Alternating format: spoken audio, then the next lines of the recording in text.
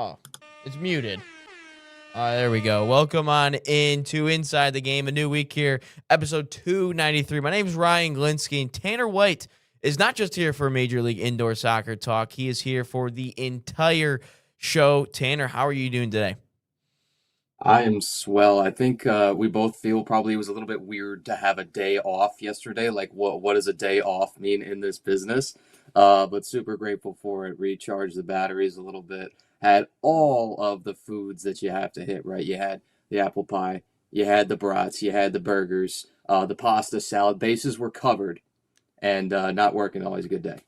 Yeah, it was a great day for me as well yesterday. I'm a little burnt from being out on the water. Fabi and Dave both in the chat here early. What's going on to you? Dave, afternoon all.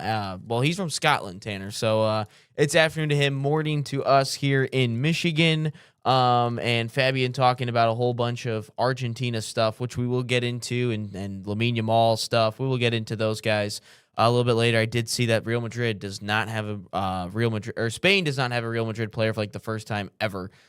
So we will get into that. Nate will join us again tomorrow. He is somewhere in, I don't know where. He's in the woods, lost in the woods somewhere. I don't know where he is. I don't know. But yeah, no. An I was on the undisclosed boat all day location. yesterday.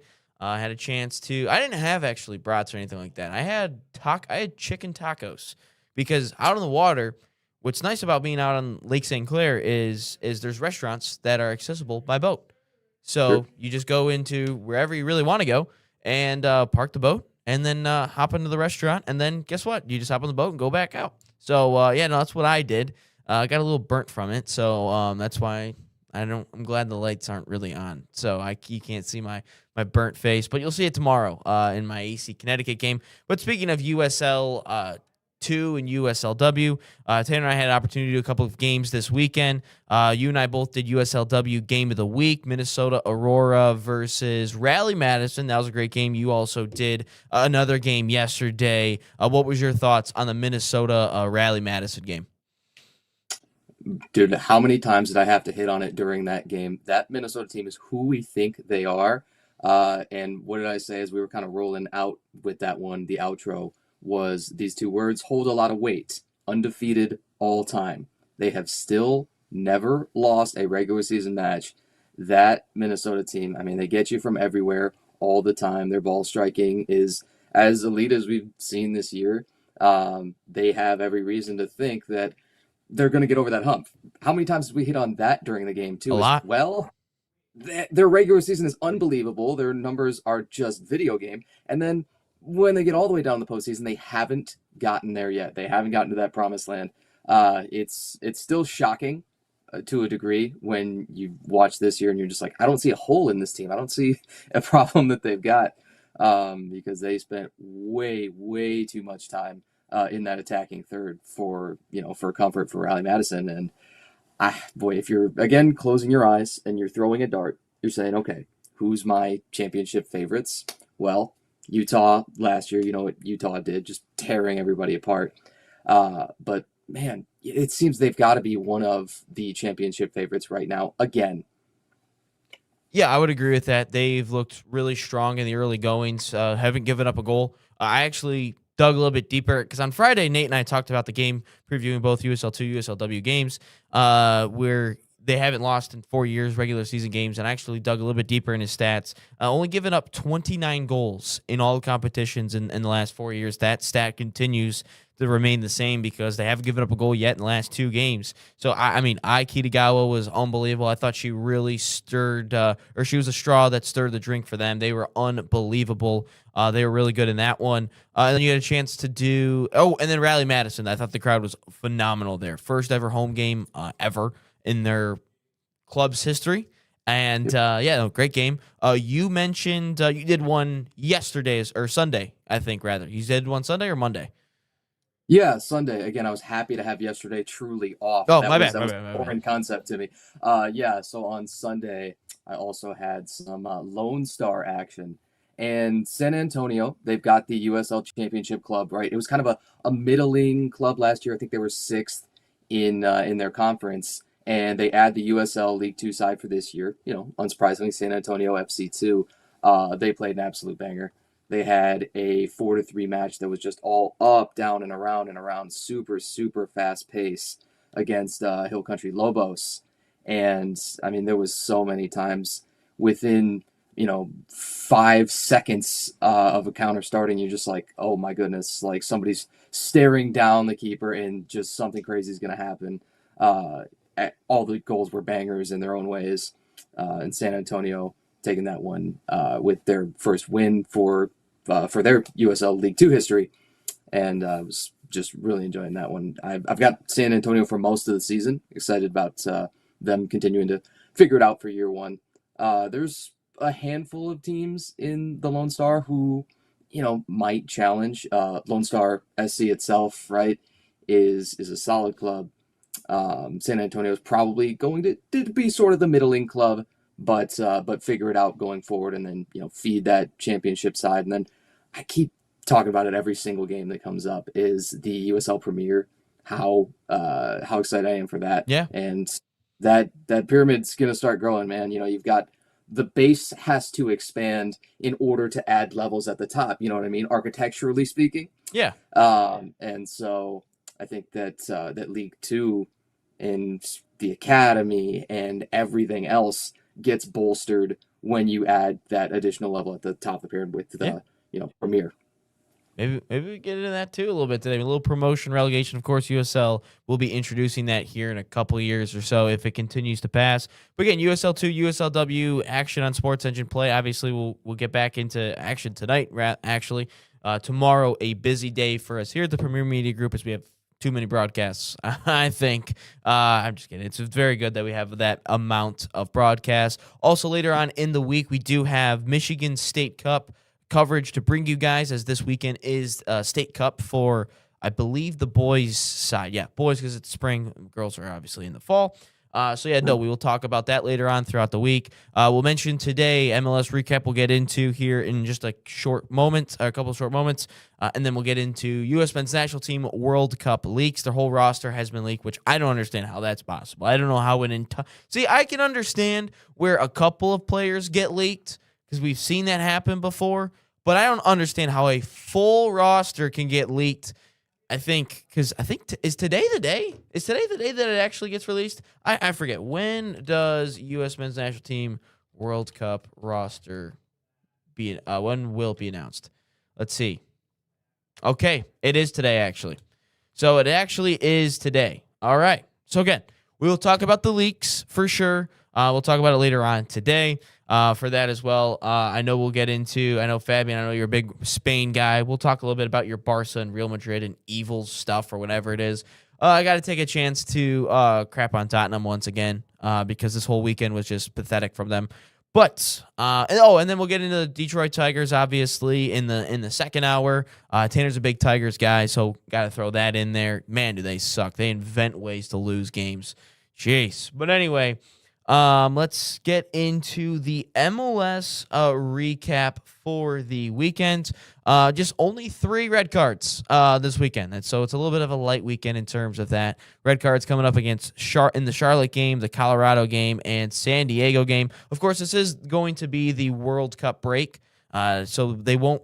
I don't think they play until after July, or like July 16th, something like that is when they resume. So this is about the halfway point of the season for them. Just a couple of things to highlight. 6-2 win from Cincinnati over Orlando City. Evander, a Brazilian midfielder who has been just unbelievable for Cincinnati this year, is kind of a dark horse in the MVP race. Vancouver continues their sweet form at the top of the table. We're also starting to see that the tables, kind of take shape here in the MLS season. Nashville wins it 2-1 over New York City. They are now top of the Eastern Conference with just 14 games played at the mark here at the World Cup break. On the other side, on the West, we just mentioned Vancouver, but San Jose, their Cinderella story continues here as they are 32 points now. 15 games have been played so far this season for the San Jose Earthquakes. And then as we get into some other games, our good friends at where are they at? Our good friends over at For the Crew podcast and the NSN Southeast network with Callum. They faced off. His team, Atlanta United, faced off against For the Crew and the Columbus Crew. Columbus Crew wins it 2-0 over Atlanta United. They just fired their manager this past week. So Columbus gets back on the winning front. And then the biggest one, we have to mention it at some point, and that's what you saw in the thumbnail about Messi. But, DC United 4-4 against Montreal. But Inter Miami, Philadelphia Union, we have to mention it. They 6-4 was the final score in that one. And Luis Suarez gets a hat trick. 6-4, 10 games, which is only the second most goals of all time in an MLS game. But Lionel Messi did walk off the field. He did ask for a sub, rather, due to an injury. So that obviously that's coming away with him being, is he going to miss the World Cup? Is he going to miss the World Cup? Because it's Messi. Is he going to miss it? I don't think so. Looks like muscle fatigue, but that's a big storyline to talk about. Tanner, what were your big takeaways from this past weekend? When you watch a highlight reel that's 10.5 minutes long from a soccer single game, match, yeah. that's what I'm saying. Do you not know that it's going to be one of the all-time bangers? Unreal game. Suarez, that hat trick, had 2 of them before half. And you look at the half, it's 4-4, and you thought, this is just comical. This can't be happening. And yet it was. That was one of the all-time cinematic matches that I think you're going to find. Messi picks up a couple of assists before he leaves. Just, crafty as ever. Perfect touches into the box, on time and on target, as he always does. Leaves in 74th minute, I think. It's right around there.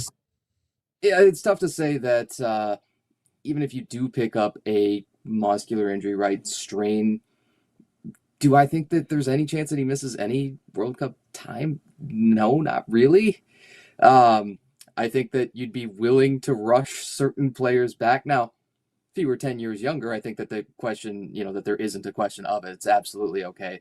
He's going to play no matter what it takes to get out there, whether you're wrapped up in tape, whether you are, held together with the KT tape, as they say.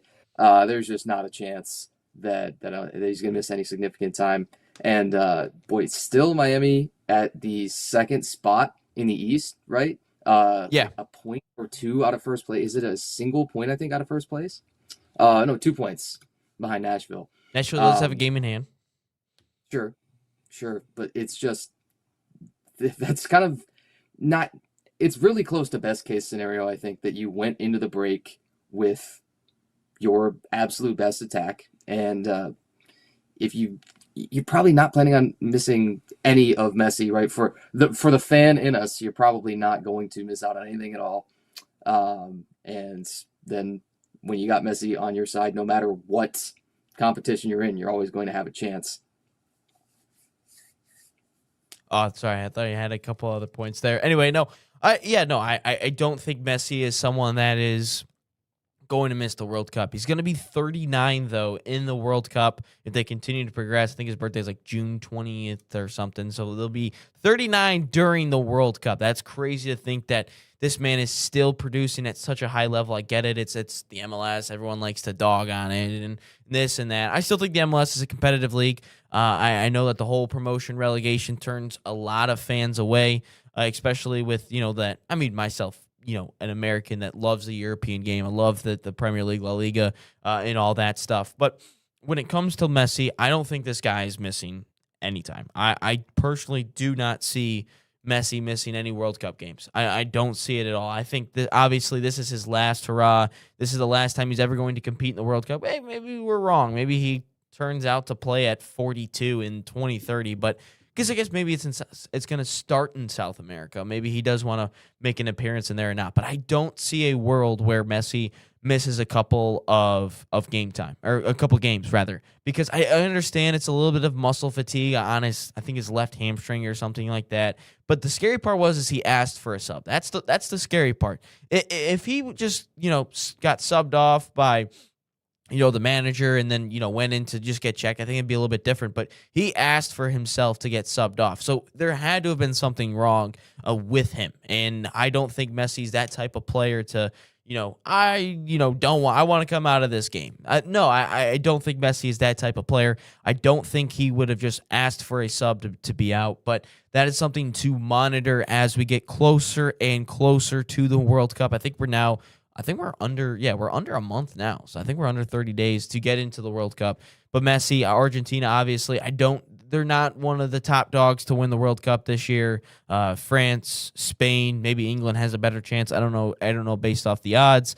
But yeah, no, I don't see a world where Messi's going to miss this World Cup, especially, it being in America where he plays currently, and, his family obviously is here in the States. But I don't see a world where this man, Messi, the best player of all time, I wouldn't say maybe in the world right now, but the best player of all time misses another World Cup just because of a slight muscle injury. And then the best part about this World Cup is this is going to be the last dance, I would imagine, because everyone kind of said it last time, but I think it's the last dance of Messi, Ronaldo, Neymar, all those types of players, and it's going to be a little bittersweet because you're finally going to see the players that I grew up watching.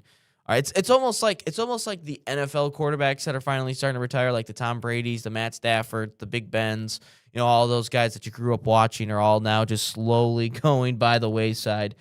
Dave, 17 days until the World Cup. Man, 17 days? Man, this thing is coming up fast.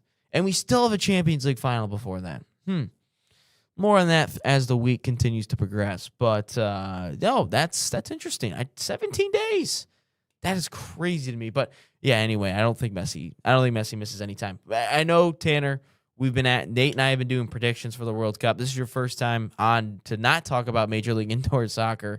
What are some of your let's do this. World Cup winner. Who do you have a World Cup winner? And then who is a dark horse that could win the World Cup? Something, the hilarious part is I was just reading an article, AI picking a winner, right? Mm-hmm. AI has pretty decent analytical power nowadays, whether we want to admit It does. or not, right? Whether And we want to so, believe it or not.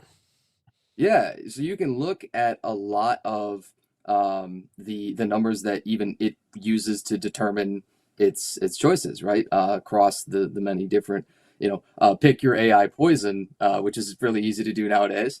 I think probably the number one most common AI pick that you'd see, I think it's France. France is gonna be loaded. Did anybody not know that coming in? Fabian would agree with you. All right.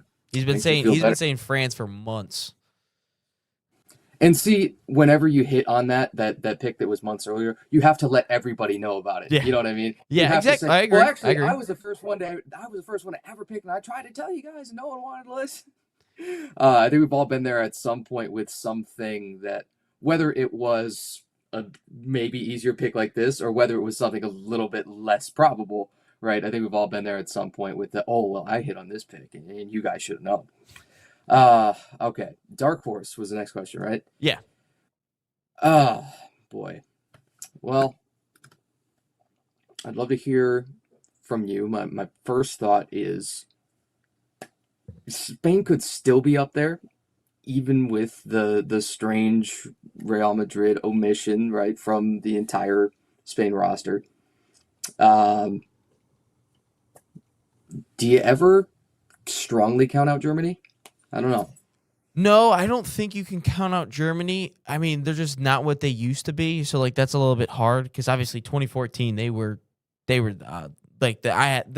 picked them. They were so good. Obviously now they're a little bit on the outside looking in personally.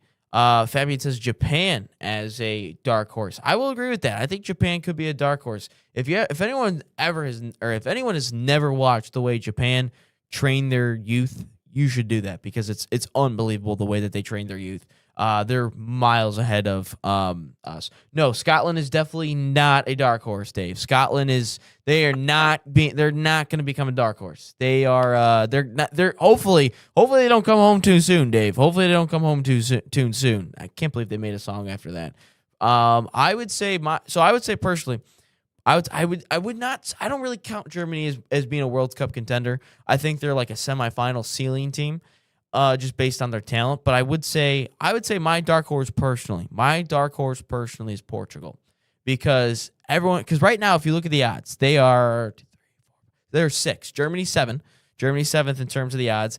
Portugal is sixth in terms of the odds. It goes France, Spain, England, Brazil. Don't know why Brazil's up there. Argentina. I don't even know why Argentina's really up there, and maybe because they just obviously won it. I don't even know why England's up there. England doesn't win anything. And then Portugal, obviously number six. I would go Portugal sixth personally. I think their midfield, their trio is unbelievable. Vitinha, I love Vitinha so much. And then I think defensively they're very sound. Offensively they have options. The only issue I see with Portugal is the Ronaldo sideshow. That is the only thing I see with Portugal is the Ronaldo sideshow. But yeah, no.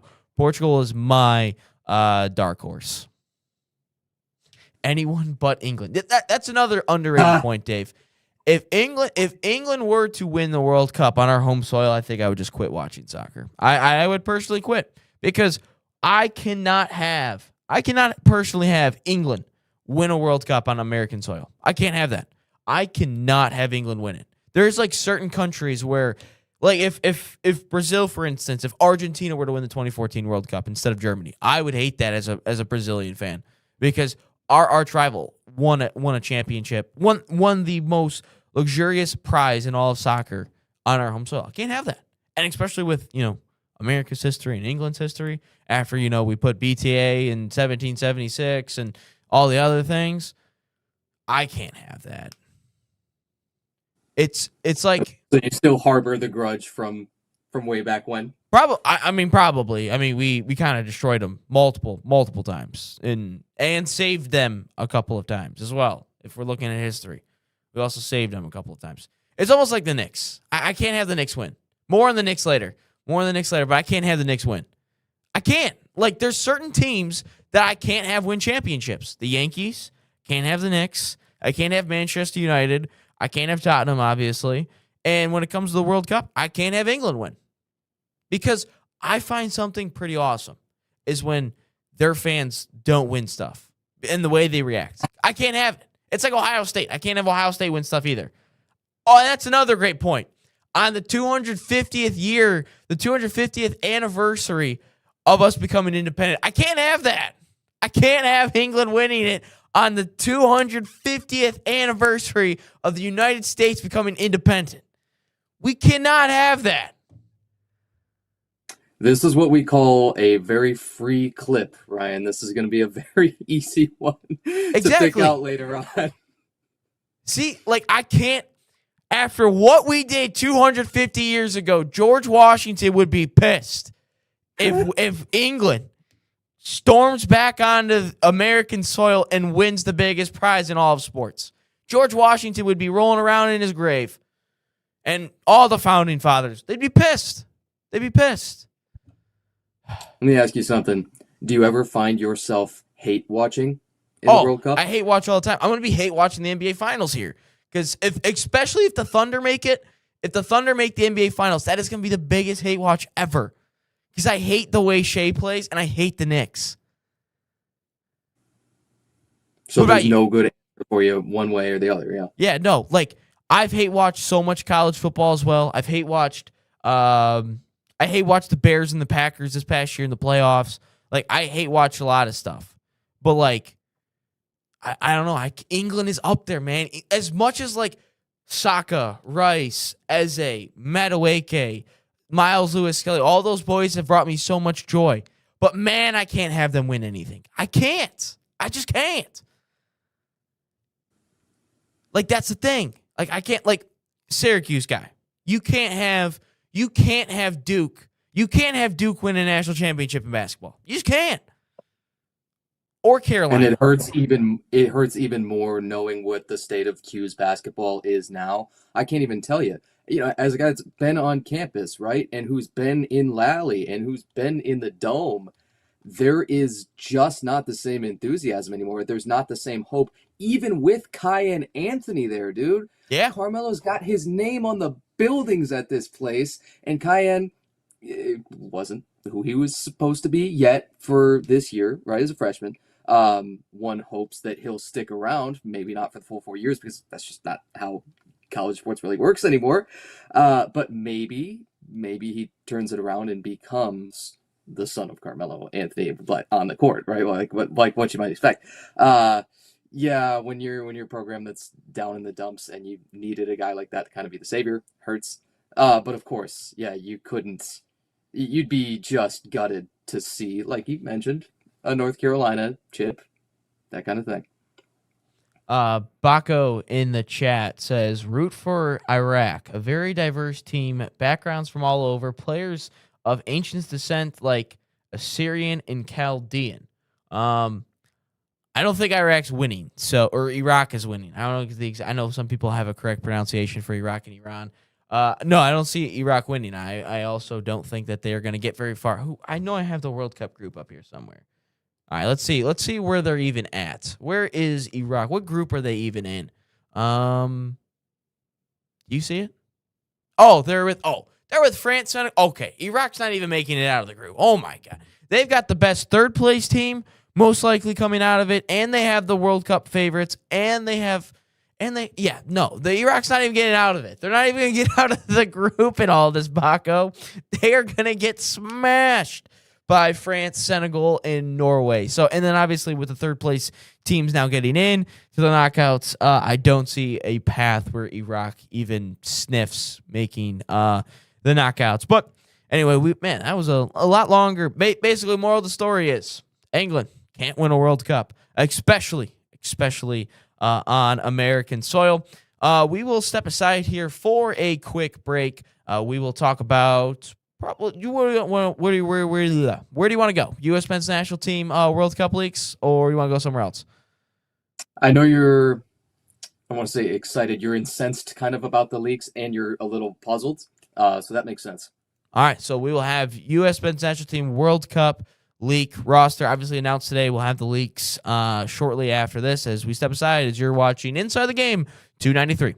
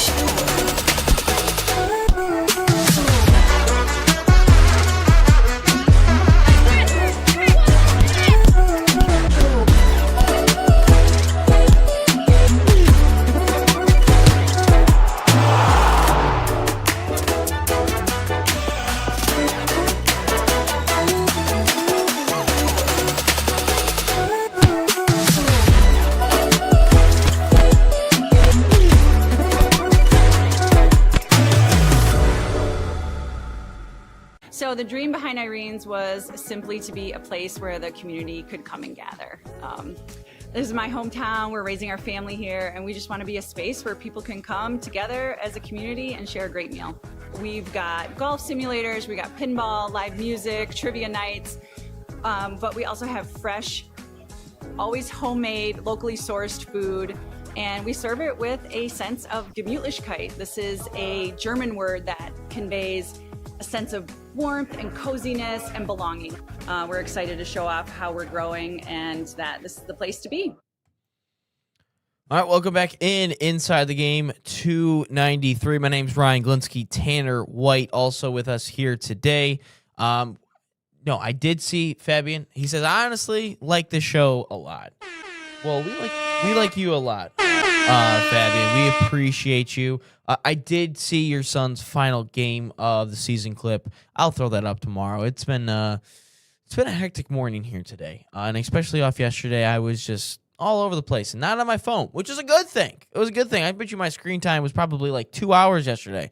So I was very impressed with myself. So, no, I will get into full things. We will throw it up on the show tomorrow to start it for 294. But no, I did see it. But Anyway, let's get into World Cup leaks. Again, these are leaks. This is not the official thing. I know some people like to, twist people's words around and say this is the actual thing. There's Nate, or not Nate, Tanner. There was one time in January. I just said I'll let that slide, by the way. What'd you say?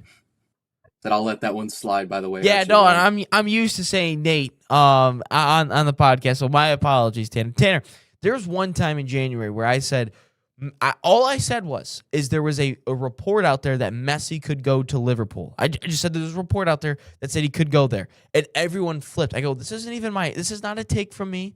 This is just a rumor that I just want to report. I just want to say this, but they're like, "Oh my God, that could not happen at all. That just can't happen at all."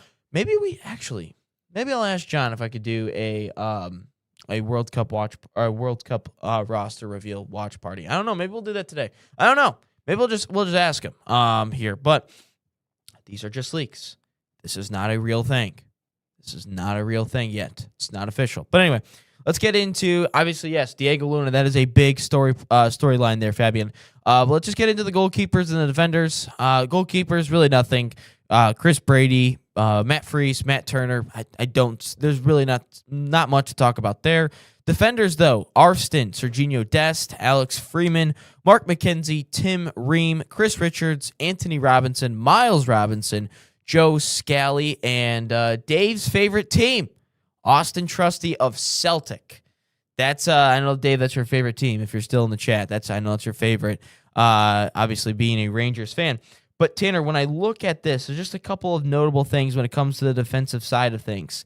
No Noah Kai Banks at all. Obviously, there was rumored that he might not even be with the U.S. men's national team. But Noah Kai Banks is something big. Tim Ream obviously being there. When it comes to the center backs, I don't like him being there. I like him being on the roster as just a player. Personally, I just like him being there as a locker room guy. But when it comes to being out there, I just can't have Tim Ream. I think he's just old. But no, I don't think there's much controversy here, as we will get into the attackers and midfielders. But I mean, for the most part, I think it's just Noah Kai Banks not being there. But what are your takeaways?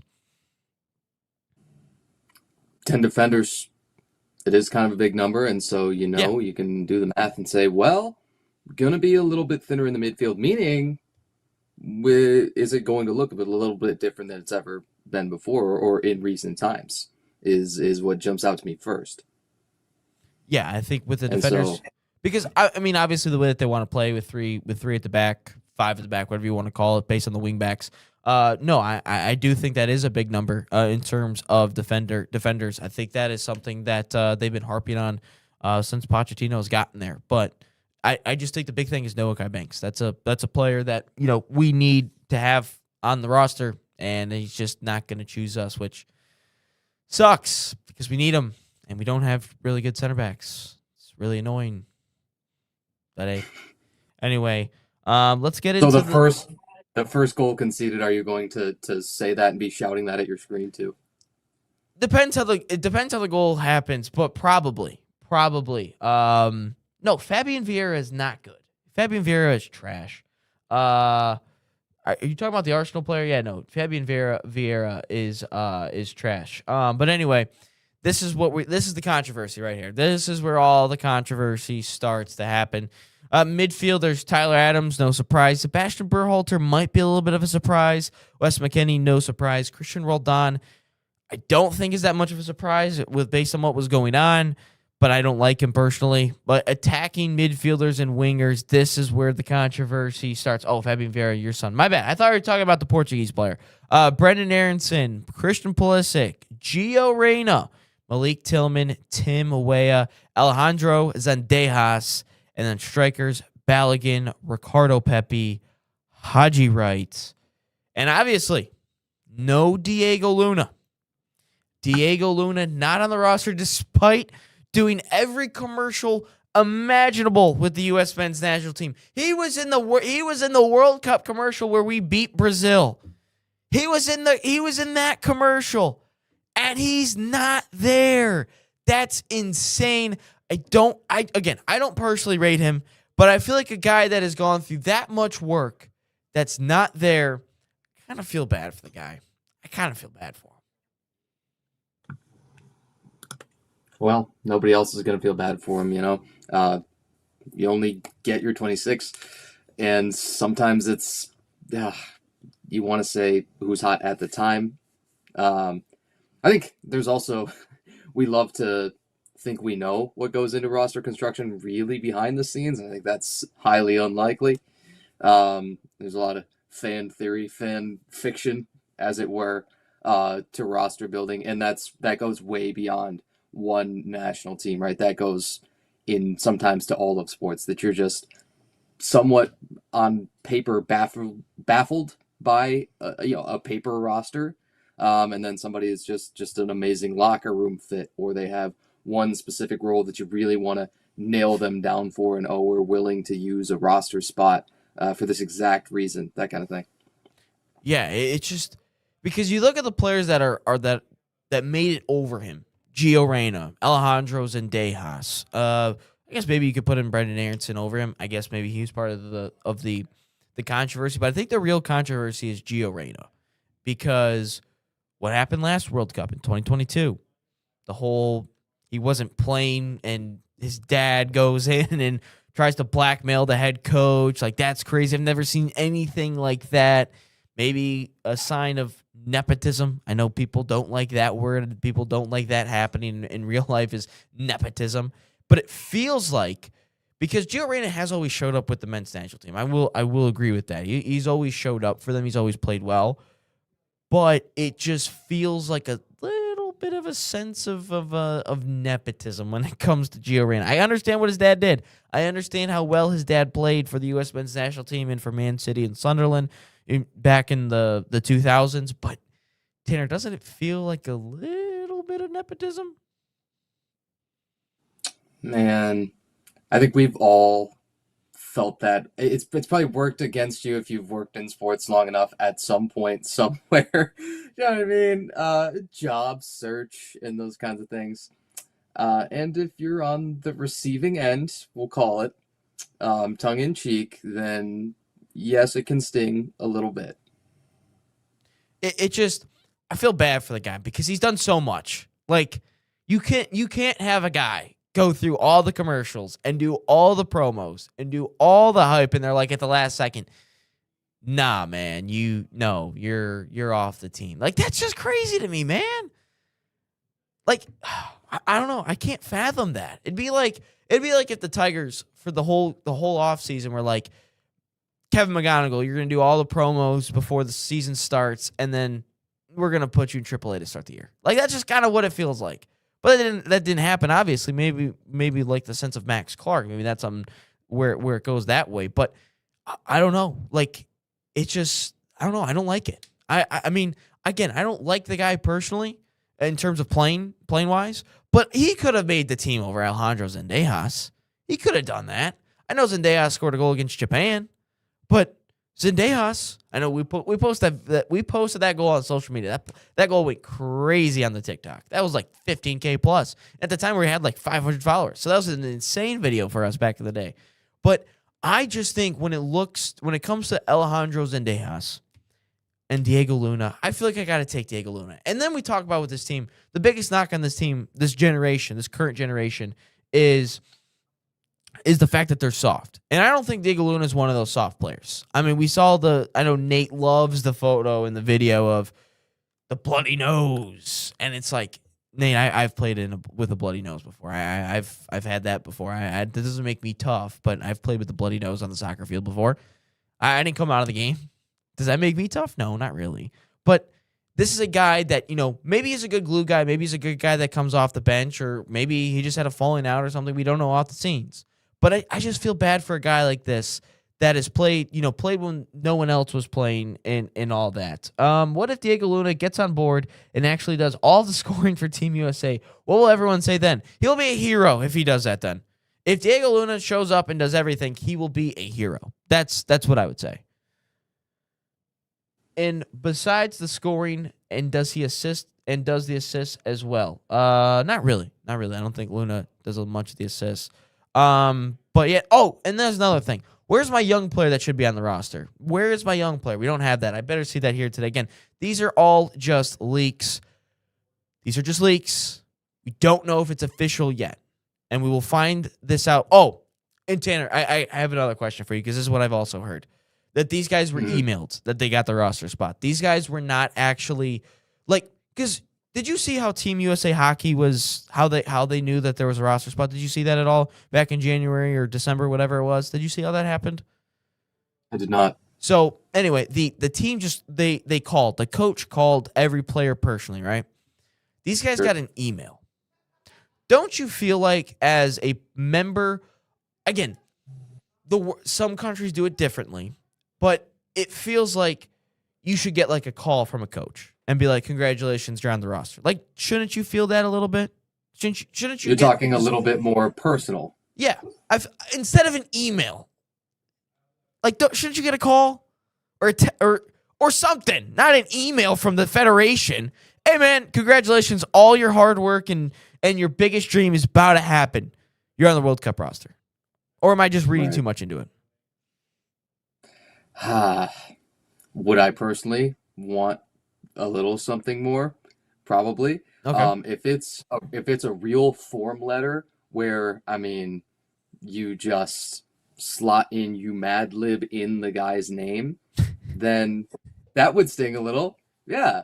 You know, insert name here if they leave that Chat in. GPT email.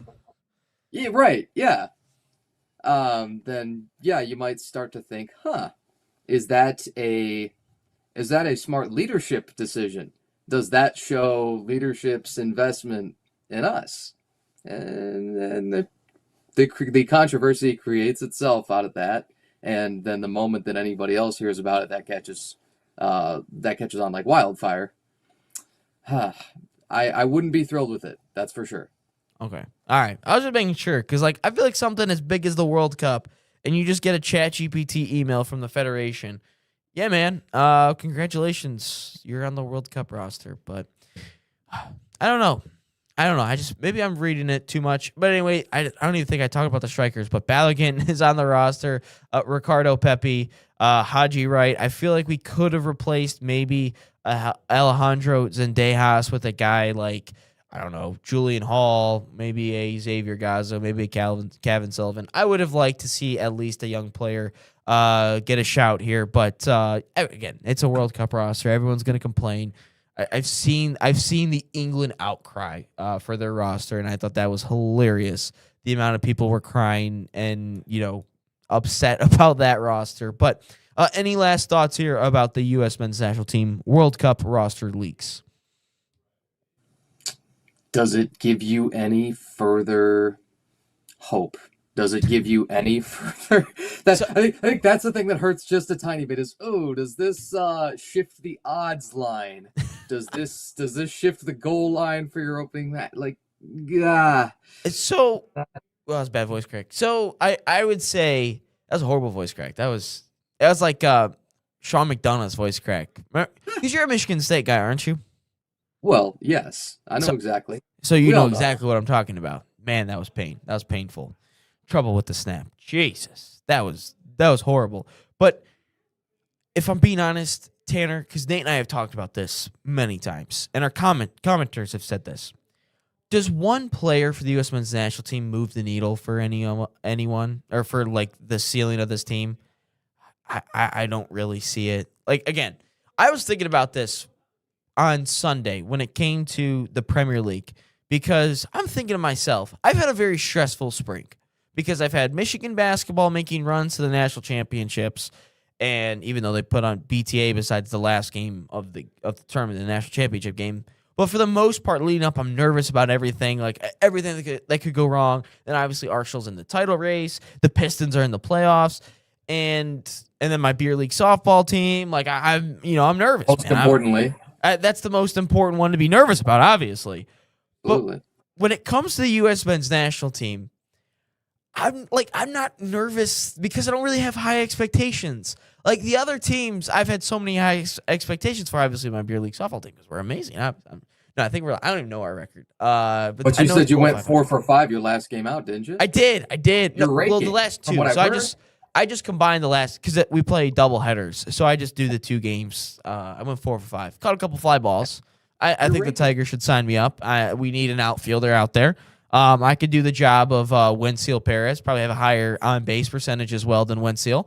But when it comes to the USA, I don't think that there's a player that makes or breaks us. Like maybe Pulisic, maybe McKennie, but that was my thought. Is if you truly take Pulisic off and everything that he offers on and off the pitch is that becomes an issue. I think it's tough to find a better leader, and so anybody else, yeah, I'm kind of with you.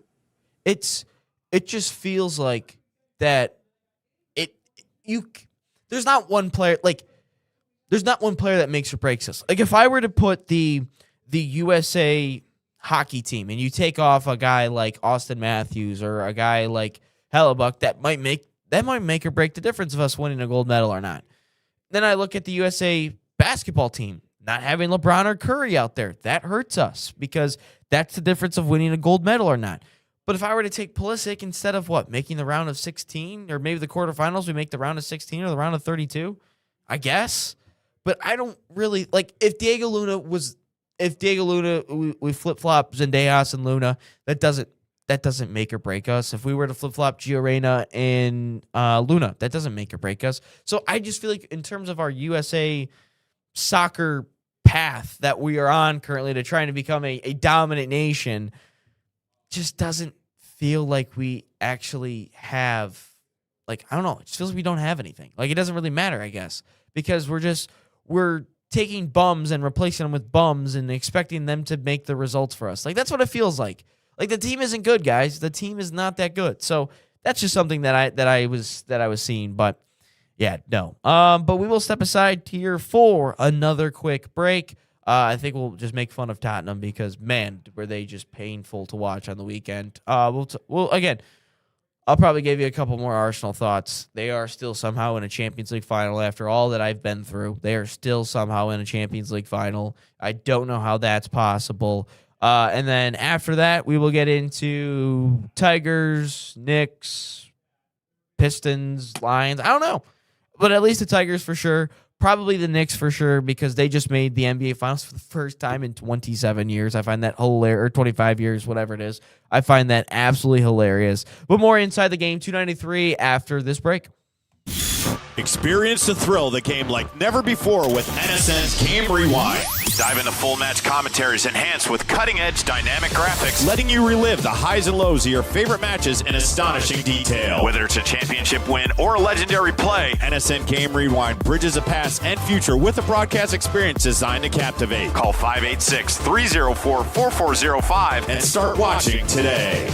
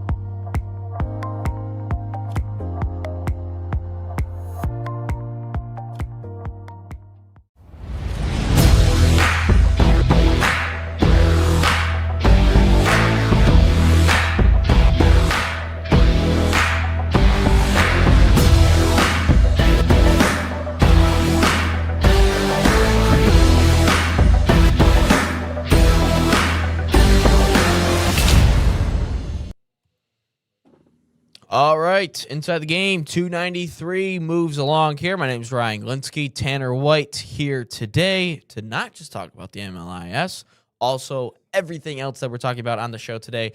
John said that we could do a show later on today, so we'll figure all that out in terms of the USA roster announcement. So, yeah, stick around for that if you guys want to see our reactions to all that. Again, I think that starts at 3 to 4, I believe.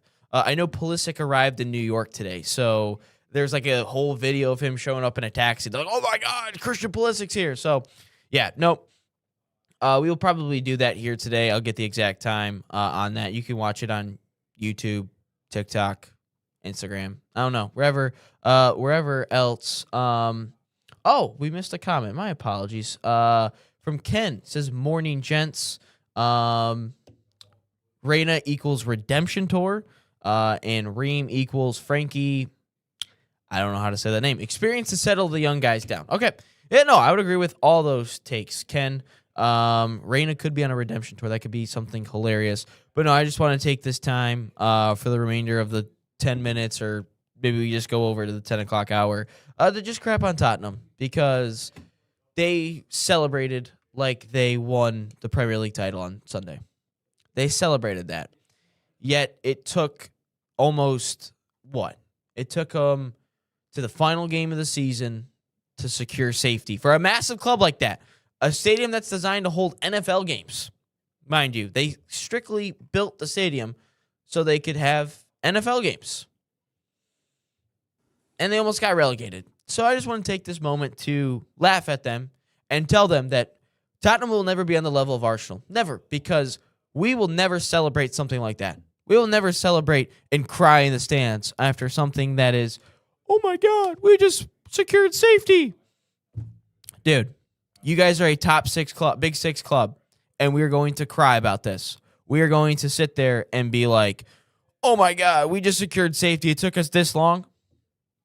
It took you to the final game of the season to secure safety in the Premier League, where you guys spend the most absurd amounts of money, and it took you to this long. It took you like 6 months to finally get a home victory. It took you that long. And Everton, who had nothing to play for, you had to make sure West Ham didn't score more than 12 goals. They scored 3 against Leeds. Meanwhile, the big boys of North London, are lifting the trophy, and you guys are celebrating safety in the Premier League. The big boys. That's right. The big boys, that is Arsenal, celebrating the Premier League trophy. Seeing Bukayo Saka, which I did not want to win the Premier League without him. Meanwhile, that guy is orchestrating the crowd of songs and chants and lifting the Premier League trophy. You guys are sitting there celebrating, what is it, 17th place? 17th! And you guys finished, what, 15th last year? Don't ever compare that club to my club. Never compare them. Because it's night and day. We celebrate league championships. We're upset for finishing second place 3 straight years. We used to be satisfied with finishing 4th. Now that's no longer the case. But I just want to sit there. I don't know what team in the world that is a power in the league would celebrate finishing 17th. And then you have fans crying. You have De Zerbi running around like he just won something. You have Vicario crying. You have Paulinho crying. Meanwhile, we are lifting stuff. Small club. Dana, I think we've really created some good clips here today. I really think we have. This is going to be... Clip farming, it's so easy. It'd be like, I don't even know what I could compare it to in terms of American sports. I could. It'd be like if Michigan celebrated just making a bowl game at 6-6. They come down to the final game of the season would be happy because that would mean they beat Ohio State.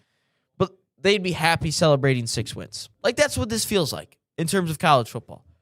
Because I don't know what team in the world would celebrate like doing just the bare minimum. Can you tell me one? Because I can't. Would it be like if Syracuse basketball celebrated just making the tournament? Which I think McNamara is a good head coach. I do want to point that out there. But what team in America would celebrate doing the bare minimum? How about White Sox at 500? Okay, that might be a good one. That might be a good one. The White Sox have been horrible for the last 4 years. Here's the thing. That could actually happen right now, right? If you go 60% within the AL Central, unironically, that could happen. You could be under 500 against everybody else. You can play in what's clearly has been and will be the worst division in baseball and win 60% of your games and somewhat magically end up at 500. I just looked up at the standings. We are so bad. It's pitiful. We'll we'll get into It more of doesn't even that. sound right. We'll get into more of that after this. But man, like I don't know. I can't celebrate the bare minimum, man. Like I can't. It'd be like if Michigan basketball just made the NCAA tournament. Like we just made it. Let's celebrate it. It's almost like what Michigan State was doing in like 2021 and 2022 in terms of making the NCAA tournament. Like, oh, we just made it. Like, guys, you guys should be wanting more. You guys should be wanting. You have Mr. March. You guys should be wanting to win a championship, make a Final Four. And you guys are just celebrating to keep the streak alive. Like just scraping into the playoffs. No, I ain't doing that. And I look at Tottenham on the other side, who just won a European trophy a year ago, but scraped by promotion. And they're like, oh my God, it's unbelievable. This season's been so difficult. Well, you put yourself there. You didn't sign the right players. You put your players in bad spots. They're not tough. They're not good. Which Kolo Muani's had an unbelievable fall off since 2022. He almost won the World Cup for France, and now he's barely scraping by in the Premier League. Like that's an insane drop off. Insane drop off. But like I can't get behind celebrating. I can't get behind celebrating the bare minimum. Tanner, I just can't. Because is there any like you're a powerlifting guy, obviously. Would you I don't know how much you bench. How much do you bench?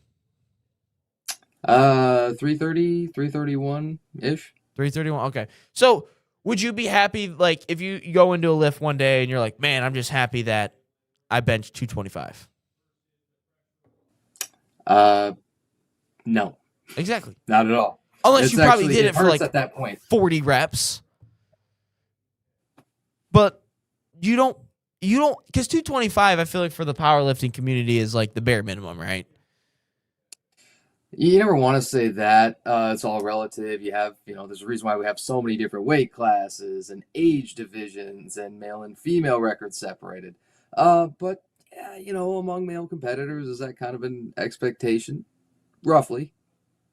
So you don't want to do the bare minimum because I can't bench 225. I've done I could do 135 at least. I know that. I think the most I've ever actually benched and tried was 155, but I haven't done that in probably almost a year. I just do dumbbells. I like dumbbell benching better than barbell, but I haven't done. And it probably hasn't affected your life not to be able to do it. No, has not affected my life. I'm not a power lifter, guys. I'm not a power lifter. Tanner's the power lifter here, so he would probably be upset with not being, or he would probably be upset with not benching like 3 45-pound plate or 3 45 plates on each side. I'd be like ecstatic if I did a 45 and a 25. To be honest with you, I feel like I could do that. What's that? 185? Yeah. I feel like I could maybe get that. Maybe get that with the right amount of caffeine and smelling salt. I think I could get that. That's what 185? That is Yeah, 185. Okay. I think I could get that. Maybe I have to try and that today. I fully agree that the salts are for many the secret sauce, unlocking that kind of primal instinct of all right, we're going to kick it into overdrive. That's what man. That'd be man, I really got to start benching now.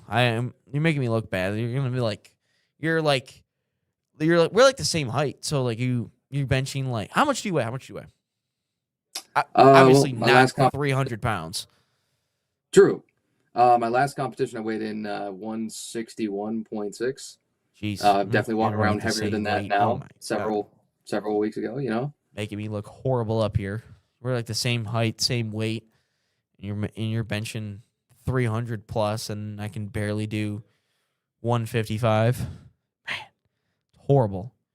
But anyway, but no, I just want to take that time, guys, to just crap on Tottenham because they just don't compare to us. They can't compare to the big boys of North London. They're like little brother, just like Michigan State. They're little brother over there in the state of Michigan. They're the little brother in terms of North London. Oh, which by the way, crazy butterfly effect I found out yesterday with Chelsea. A game in 2020 helped decide what current Arsenal and Chelsea is in 2026.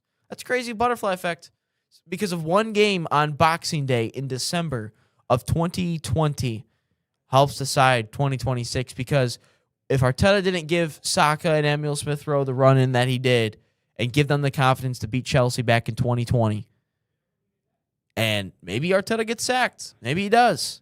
But that victory helps the crumble of Chelsea in the Premier League, so Lampard gets fired. They bring in Thomas Tuchel, which gives them a Champions League, which Kai Havertz then won. And then if Arteta's not given that, he continues to win later on in that year because they were on top 4 form late on in the year, which took them from like 16th to 8th place because we sucked that year. Man, we were garbage.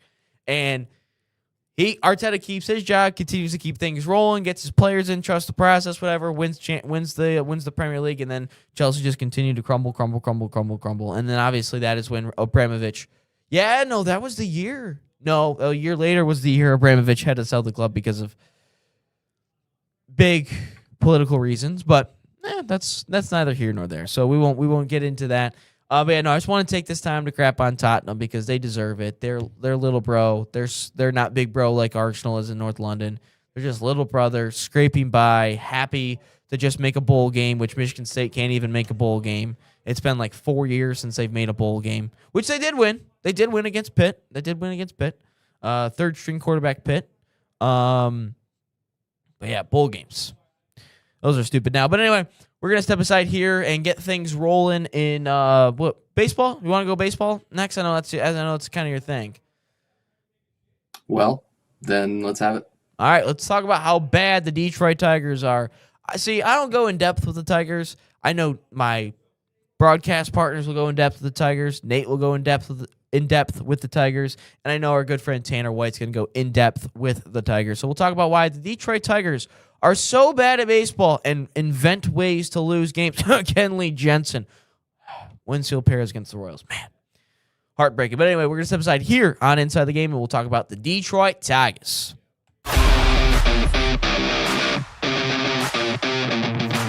In Barca camp, I see my son grown on and off of the field.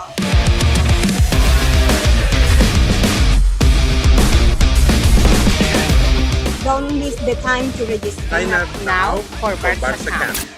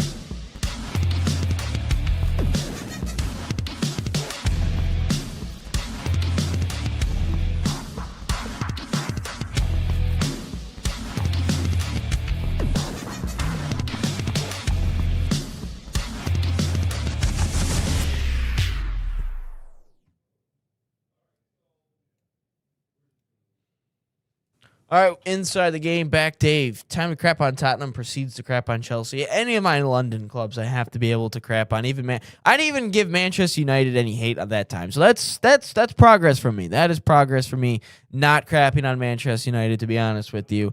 Also, what do we do? Oh, yeah. What is it? U.S. Men's National Team World Cup reveal. Also be on the network, probably YouTube, Roku, TikTok, Instagram, all the things. It's pretty much anywhere where you can find us on social media is what I would say in all of this. So shout out to that. I think that's 3:00 Eastern time. Dave, if you're still up by that time, maybe you're saying good evening instead of afternoon, like you normally say.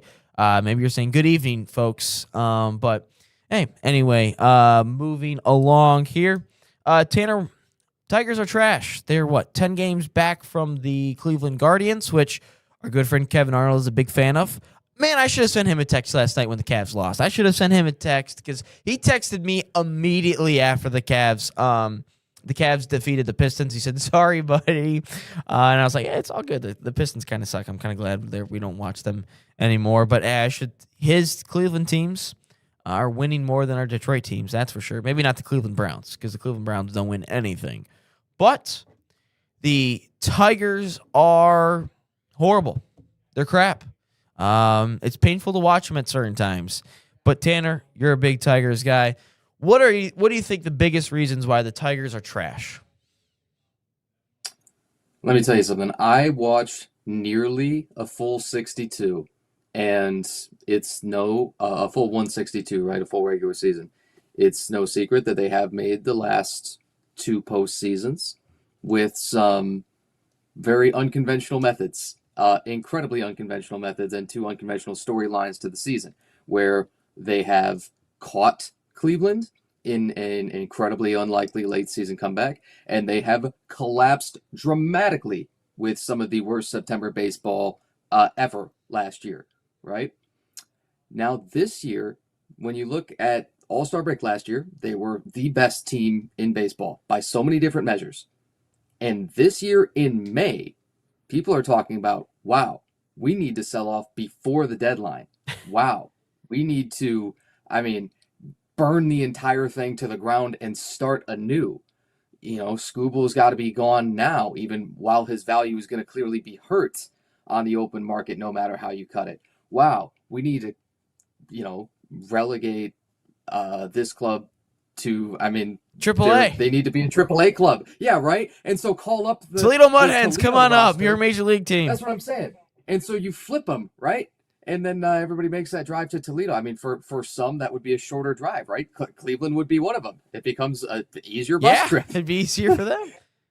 Absolutely. Man, this year one of the worst situational ball clubs in the entire league in so many different ways. So I've been trying to stay away from looking at too many of the advanced numbers so that I'm not truly upset by it, and I don't think that it's an absolute doomsday situation, but it's awful. One of the ironically more positive numbers is 20th in average with RISP, right? The runners in scoring position number that everybody knows is crucial. You can't hit with RISP. You can't drive in the runs when you absolutely have to have them. That's an issue of all its own. I think they're hitting 240 with RISP, and so it's a handful of points down from league average. You might not think, okay, that doesn't sound so bad.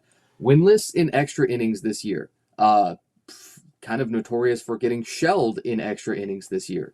You mentioned Kenley Jansen gave up a nuke with a 3-2 lead in the bottom of the ninth inning in the Orioles series that just completed before the Memorial Day weekend wrapped up. That was his third walk-off home run allowed on the year for the third leading saves guy of all time. The other two being,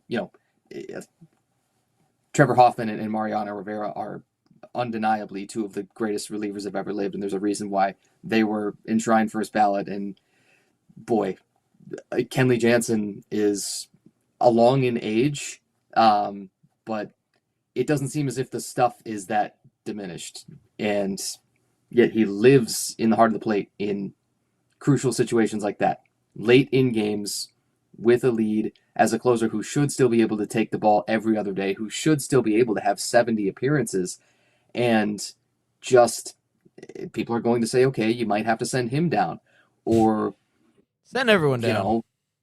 Well, yeah, at a certain point, right? You laugh about it, you make a joke about it, but something's got to change. This club cannot play situationally. I think one-run games, they are pushing for the worst record in the league. 5-11 right now in one-run games. Now, they can't win any games right now, and their expected win-loss is 24-30, so you're only 3 games behind that, as it were. You've lost even more than you're projected to. But the rotation that is on the injured list right now literally reads like an all-star rotation of a few years ago, right? You don't know if you're literally going to get anything from Justin Verlander this season. He's gone on the 60-day IL a while ago, and the one start that he made this year was somewhat terrible. Now, if his hip was really bothering him and he wasn't able to get any bite on his pitches and those kinds of things, and that held him back for that one start, then okay, maybe when he comes back, he does have some sort of juice left in him, because he's had this, third, fourth, fifth career arc a few times. I mean, he's gone through now, I think 2 Tommy Johns. He's 43, right? The oldest active major leaguer. And I think you're right. And it continues to not be willing to give it up. This was like the worst homecoming ever, basically, where I literally give one start, get rocked, and then do the Alex Cobb where you spend the Alex Cobb entire didn't even play for us. That's what I'm saying. It's that level of disappointment. It's, oh, wow, this was for what exactly? As somebody who I love JV to death, I believe he's one of the greatest Tigers of all time, and you don't ever throw away 13 years of dominance. You don't ever throw away the MVP trophy. You can't not appreciate what he did for the club. I mean, a transformative pitcher, a first ballot Hall of Famer, over 3,500 innings, over 3,500 strikeouts, is one of the rarest breed of starting pitcher that for so many years took the ball every single fifth day and was so reliable, is now probably at the end of the rope. And again, cost. It's not about the money at that point. It's about opportunity cost of what else you could have done and who else could have been in the rotation. And now joined by, I love Reese Olson, but he might be a guy who maybe he'll never make it at this point because of the way the injuries have stacked up. Jack Flaherty is one of the least consistent starters in the entire major leagues. Yeah, you don't know what Jack Flaherty you're going to get on a night-to-night basis. He might be lights out, or he might be just horrible. Yeah, I still don't believe he's won a game this year. I'd have to look that up real quick. But I know for he started the season 0-5 and has literally Cy Young level ability. He is 0-6 now with a 5.94 ERA.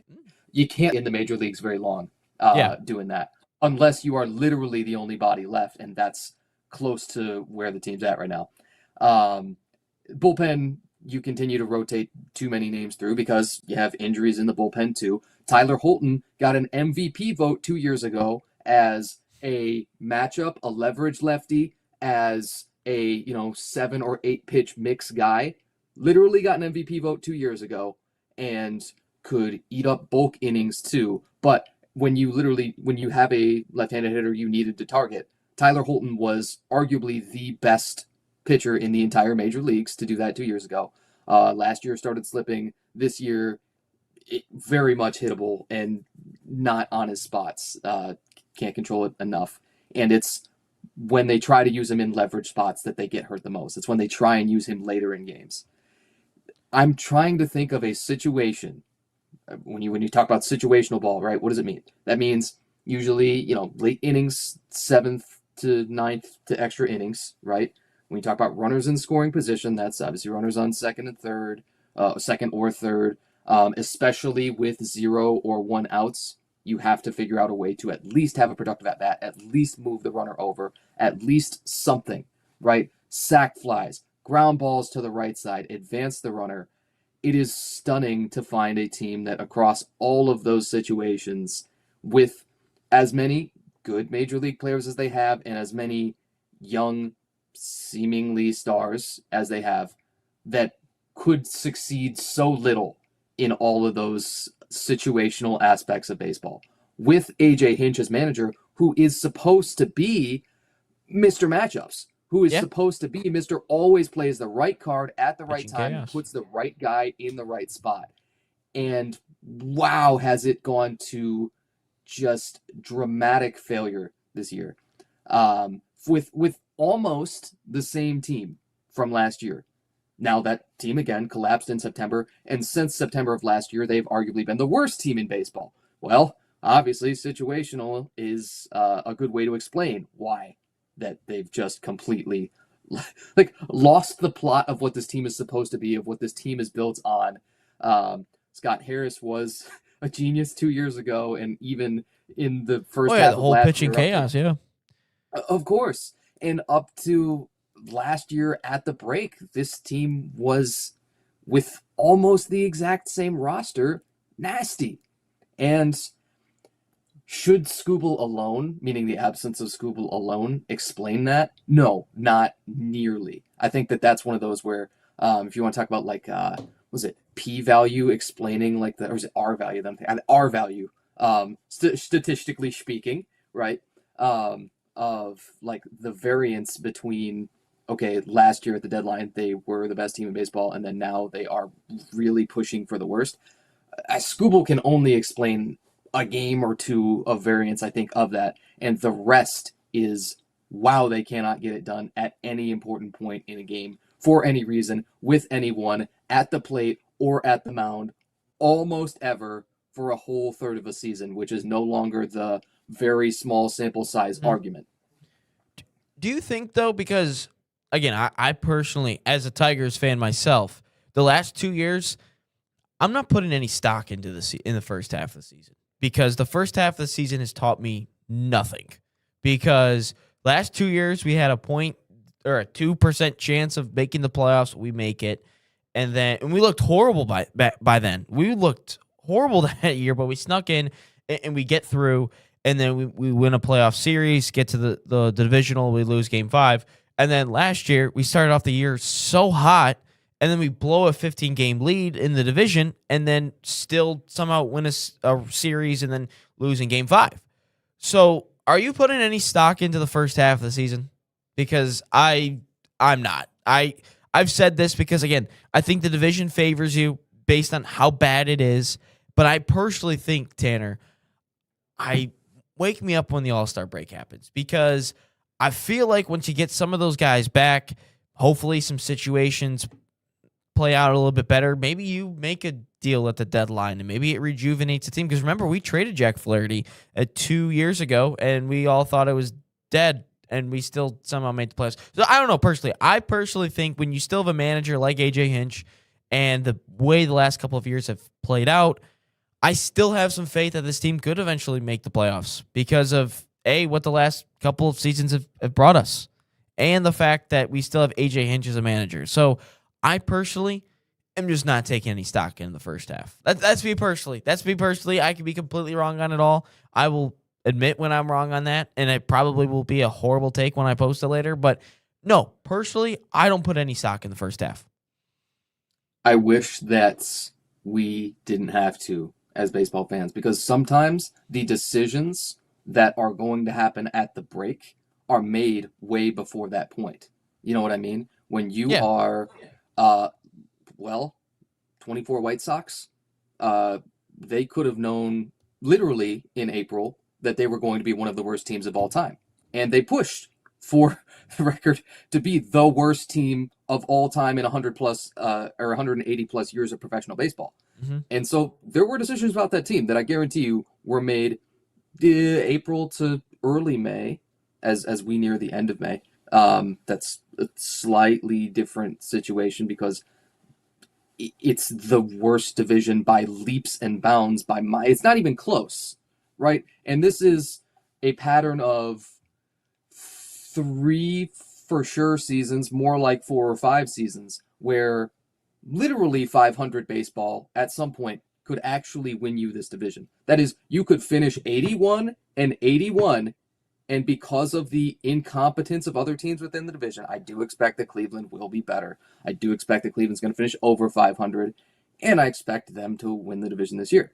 You literally could go 81-81 and win this, though, if everyone were playing as poorly as they are now. If these standings held up, Cleveland is 8 over now, and that feels like 20 games over because of who's catching them, because of who's behind them in the standings. Cleveland picked a good time to get hot right now. And so they don't have to worry about, once we get close to the All-Star break, or once we get close to the deadline. Even with Tanner Bybee just getting shellacked. Tanner Bybee is their Jack Flaherty right now. Getting shellacked as a guy that has a ton of talent, that has Cy Young level ability. I'm glad you mentioned the Jack Flaherty trade to the Dodgers. He started like game 1 of the World Series that year, or game 2 of the World Series that year. Look, here's the thing. That statistical profile that he put up from that year can win Cy Young in a lot of years. They also had Skubal, who obviously would dominate a whole lot. But you look at even his numbers with just the Tigers in that first half and change where he was still on Detroit and before the deal. Yeah. He was lights out, and he was one of the absolute best number twos in the league, and then joined the Dodgers rotation, the billion-dollar super team, which was that pitching rotation was already established. You know, the Ohtani thing later on, well, forget about it. But the pitching rotation was already established, and then you slot in a Jack Flaherty, and you're like, oh my goodness, we got Cy Young level production from a really cheap acquisition. And then the Tigers prospects that they got back out of it, well, then they made something of it. But the point being is decisions are made earlier on before the deadline than people want to admit sometimes. And it is likely that will hamper any Tigers, call it a comeback effort, call it it will almost feel like a last gasp if they're not at least at 500 to get to the trade deadline. It will kind of feel like that last gasp. And if they're below that, then I think that it gets kind of blown up. I think that. So I want to ask another question here. Who is this Tigers core? Because I don't think we really have a core anymore. Is it Riley Green, Torkelson? Well, Kerry Carpenter? That one's obvious. The good news is the Riley Green one is obvious. So who's in our core? Who are the Detroit Tigers core? Because I think it's going to be what? McGonigal, Riley Green. Is that it? Colt Keith? He hasn't had a home run yet. Like, I don't know. Dingler? Is that our core? Because I don't see a core right now. I just see a bunch of random players slotted into random spots, and then we have Skubal. Like, Skubal's just at the top of it, because if I'm looking at it, I don't know if I still don't think Skubal's here, and I feel like if I'm a Tigers front office person or a fan, I want Skubal probably traded because I don't see him coming back here. Like, when does all that happen too? Like, answer me, Tanner, because I know you're a big Tigers guy. When do we trade Skubal, and who is the Tigers core? Because I'm lost on both. The value has taken a hit, and that's not a secret from the surgery. Yep. And even though he progressed, by all accounts, dramatically faster than people thought possible, and was throwing, I believe, off a mound, not even throwing from flat ground like a week post-op, I still think that the value takes a big hit on the open market. The issue with trading for him, no matter who chooses to do it, is you have to know that you can extend him for something like 10 years, for something like the richest contract of all time for a starting pitcher, even if that number's gone down from this injury, which it certainly has, right? People are going to already see him as damaged goods, and he has had a Tommy John, and he has had a flexor tendon surgery with, less than 1,000 big league innings, I'm tempted to say, under his belt so far. Now, it's been two of the most dominant seasons of all time strung together, but 810 career innings to this point, right? At the age of now 29, that is not a lot of innings, and we know that the 3,000 innings guys are about to be gone forever. That's about to be literally an extinct breed because of chasing velocity, because of arms just falling off from doing that and trying to be too nasty and trying to be too wicked and max effort whatevers, right? I expect that it's not at the deadline this year, and I know that that's going to be the talk of the entire league, as it pretty much was last year. It was a huge talk at winter meetings this year, which I like to follow a lot, and I previously had a Variety Sports Talk podcast where I really focused on those winter meetings a ton, and I was watching everything to come out of that. Really, I was absorbing it. I really expect that Skubal does not go at the deadline this year, but it's going to be much harder at next year's winter meetings to see that doesn't happen. I think it's almost easier to make high-profile moves then than it is at the deadline, because those aren't clouded by the knee-jerk reactions of, well, we're 10 games under. Doesn't matter that he's the best pitcher. We're 10 games under, and so we need to sell off right now. That is, it's much easier at the winter meetings to make a very much like club future altering decision at winter meetings. And I think people maybe don't realize that. And also markets are reset very, very often at that point. So it just makes sense that Skubal would go then. Again, when you trade for him, you then must extend him, because that's what everybody you have to. And that's what everybody is forgetting is, well, at the deadline last year, they were saying, oh, well, so he'd have to get that deal right away. No, because he was under contract through this year, right? And he is not, I suspect he is not negotiating that massive mega deal that, again, will probably set the all-time record for a starting pitcher. Ohtani doesn't count. He's a unicorn, though. Ohtani is what he is, right? He is what he is. Ohtani's in a class of himself. There's like there's classes, and then there's just the Ohtani class, because no one can do that. I know. But I don't suspect that they are in the middle of this season in May when he's trying to still come back from this injury. I don't expect that they're negotiating that long-term contract and talking hard numbers, and that Scott Boras is at the table with them now at all. I think that is highly unlikely that they'd try and get that done in the middle of the season to sign him back to Detroit. What would it take? I still think that 10-year range is so unwise, and it's more and more unwise every day that he, ages. Sign anybody through an age 39 season, and I personally guarantee you they're going to regress. That is just how it works. Even with Justin Verlander, that happened in Houston, and it wasn't 10 years, obviously, that he got, because he left Detroit at, I think, 33.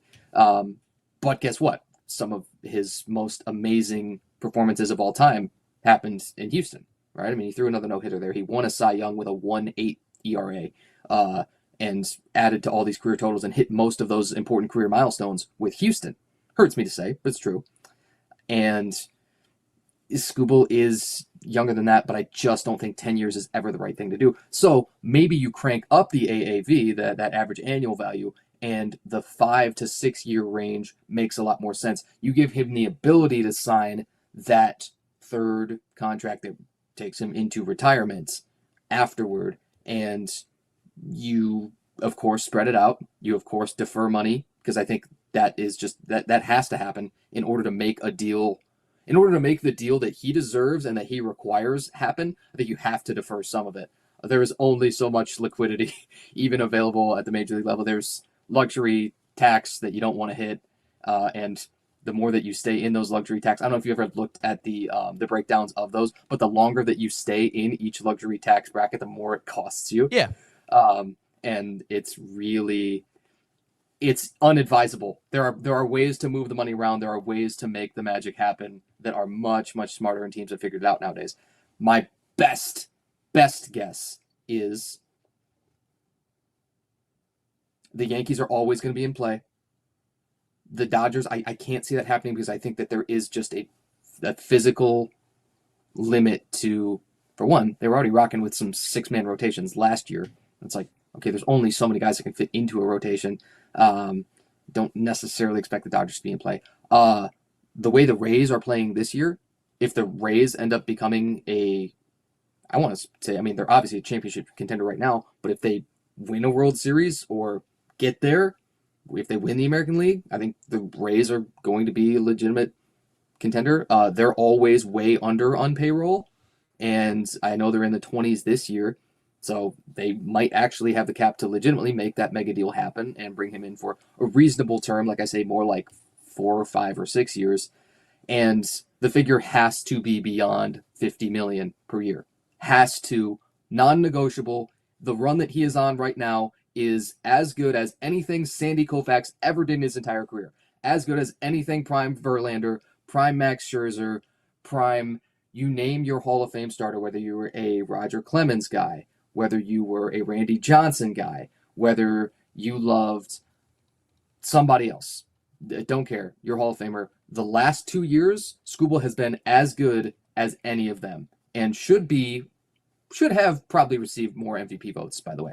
I think that's pretty certain. It's just that Judge and Ohtani happen to also have nonsensical, impossibly good offensive seasons that coincided with And that. in the biggest markets. Yeah, that doesn't hurt at all. Being a Yankee and a Dodger helps a ton. But Yeah, so yeah, all right. I will. What about the Mets? What about the Mets? Are they in play in any of this, or they just got too much money spent? When you got Juan Soto.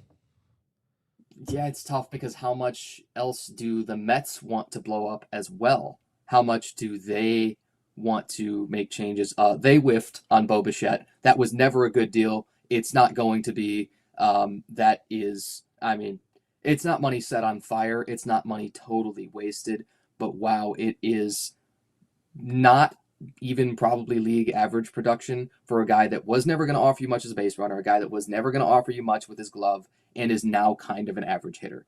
Juan Soto is incredible. Soto will always be an MVP candidate while he is healthy and playing 140 games. He doesn't have to play a full 162. I would take him at 80% healthy in 140 games more than I would take any Tiger starter at 100% for a full 162.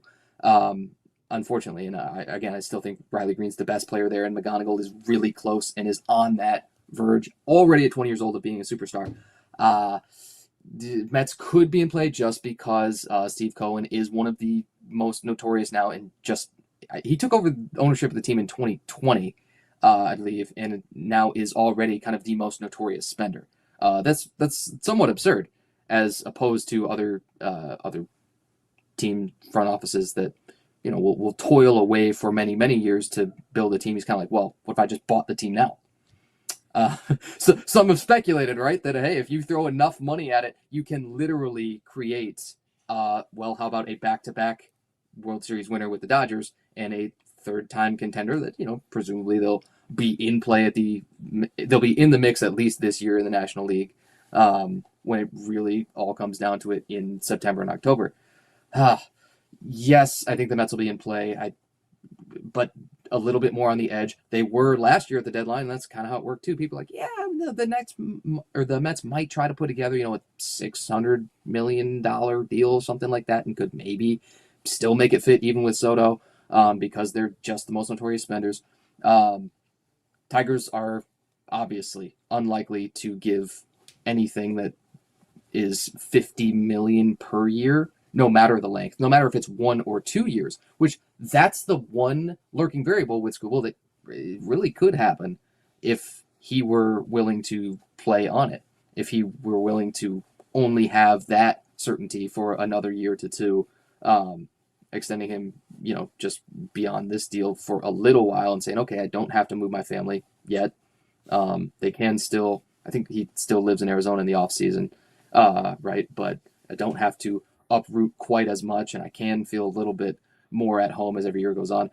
I think the Rays are going to shock everybody because of just how spectacular they are this year. Teams who could be cyclically ready to spend a ton, maybe the Cubs. The Cubs with it's strange, but man, what the Cubs did with Alex Bregman makes me wonder that they shopped him pretty well, and as you unload that contract, you start to think, okay, actually, Cubs have a really nice rotation. Shota Imanaga is a stud. I don't want to say the Astros in play. The Astros. But they're going to have an old core where Yordan Alvarez is, an MVP level guy right now, but probably won't end up that way. Probably will regress. Altuve is probably going to hang it up, who knows, 2-3 years, and will diminish more by that point. Their rotation is no longer anywhere near what it was, even though they just threw a combined no-hitter last night. Super, super cool. 5 combined no-hitters for them in their history. I think it's 2 more than anybody else. And just one of the most random ones that we've seen, as it's been nearly like 2 full years since we'd seen a no-hitter period, and there wasn't a single one last year. I did see that, yeah.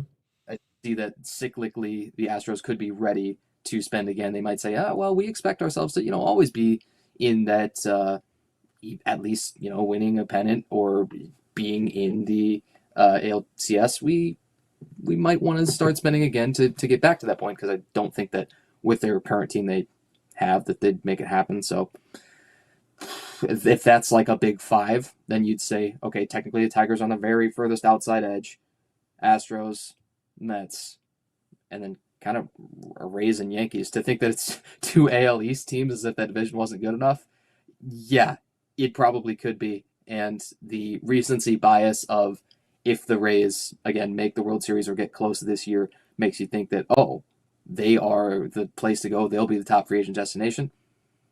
Could be. And they could finally pull their payroll out of the dumps and shock the world, because it would actually make sense. Yeah, and what's shocking is I mean, the Tigers have a 11th or 12th highest payroll in the MLB right now, and man, it just looks bad. It's almost like we had a bottom 10 payroll and we were playing better. So that's definitely a little bit. But the Mets too. The Mets make me feel better that they are sure. But we just talked about the bare minimums, and it's like I don't want to be the bare minimum. The Mets are damn near the bare minimum. It feels like in terms of everything. But we're going to step aside here for a quick second. We will just crap on the New York Knicks and tell them that they're not going to win the NBA championship despite everything that has gone on their way. But yeah, we'll step aside here on Inside the Game 293.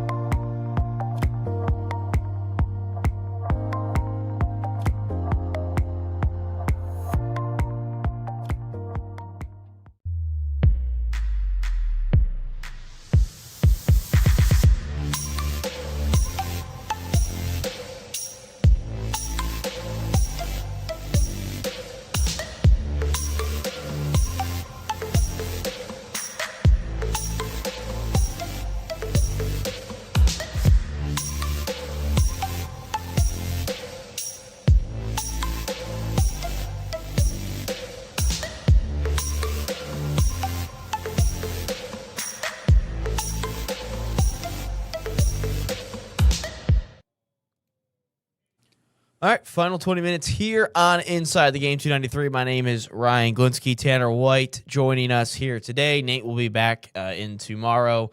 I don't even know where he's at. He's somewhere in the woods. He likes his trees, I guess, on the west. That's like such a west side of the state thing. Is like you guys like trees more than us? Like, don't you guys have a saying like we have more trees than people or something like that? Well, Because Ryan, Nate where are always you? talks about that. He's like, we like trees more than we like people. I'm like, that's just kind of weird. Like, I don't know. I mean, we happen to have enough trees to be able to appreciate it. I think that's the kind of thing. You know, something, I would be willing to say that, yeah, there are some that definitely feel that way. Okay. All right, then. Well, because he always talks about that, like, yeah, we like trees more than people. It's like, I mean, I guess trees are cool, I guess, but, like, then they create more, like, leaves on the ground and stuff, and then you got to trim them, and then, I don't know, it just takes a lot of work to maintain trees. But, yeah, anyway, from the west side of the state, Tanner White, in the Kalamazoo area, there's a school over there somewhere that I dare not mention. Okay, we can talk about Kalamazoo College. I was thinking of the other one, with the brown and gold that I dare not mention here on the podcast unless certain coaches are on the podcast. That's the only time I can mention them and by name, but I dare not mention them.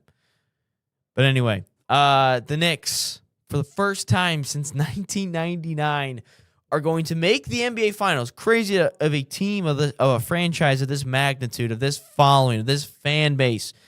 Spike Lee also has got a little bit of him, and I got a little bit of common. He's an Arsenal fan. I'm an Arsenal fan. That's really about it. That's the only nice thing I can say about the Knicks. I guess I like Mikal Bridges. I think Mikal Bridges is a baller. But for the first time in 27 years, they are going to the NBA Finals, and I'll tell you this. It's going to be heartbreak. The Knicks aren't winning the NBA Finals. This team is not as good as compared to the west side of the. They're not as good as the Thunder or the Spurs. We'll just say that. They are not good compared to the Thunder and the Spurs. I don't even know their head-to-head records, but I don't even need to know their head-to-head records because the depth on the Spurs and Thunder, whoever comes out of that side, is better than the Knicks. The Knicks, I would say, have a very good starting five. I think Brunson, Cat, OG, McCall, Josh Hart, I think that's a very good starting five.